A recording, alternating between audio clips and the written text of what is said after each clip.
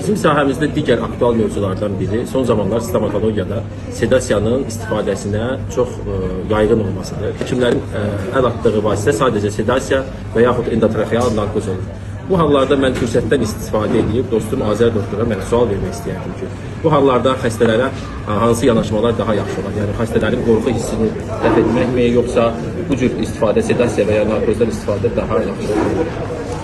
Uzun vadədə, yəni terapiya ilə o qorxunun aşılması çox daha faydalı olur. Çünki sonuçta stomatoloq şey dedi ki, mütəmadi olaraq o lazım olur və əgər sənin stomatoloqa getmək qorxun varsa, diş fobiyan varsa, bu fobiyanı aşmaq sənə yəni uzun müddətdə faydalı olacaq. Amma o sırada əgər bir insanın fobiyası çoxdursa, o sırada da sedasiya eləmədən onu o an sakitləşdirib bir prosesi başlamaq da biraz təhlükəlidir. Çünki o qorxu təzədən aktivləşəndə panik atak da keçirə bilir.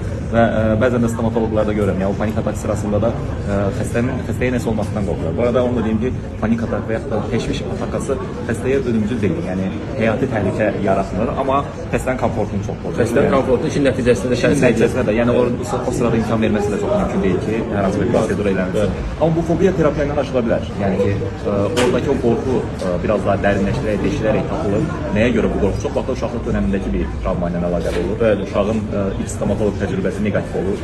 Yəni o tapıldıqdan sonra o qorxu üzərində işlənib başlayır, uzun müddətdə o daha faydalıdır. Buradan belə bir nəticə çıxartmaq olar ki, uşaqları ilk stomatoloqa apardığımız zaman daha diqqətli olmalıyıq, daha professional həkimə müraciət etməliyik ki, uşaqlarda qorxu formalaşmır. O yəni ki, şərti refleks kimi formalaşır ki, stomatoloq bərabərdə qorxulu bir şey. O formalaşır.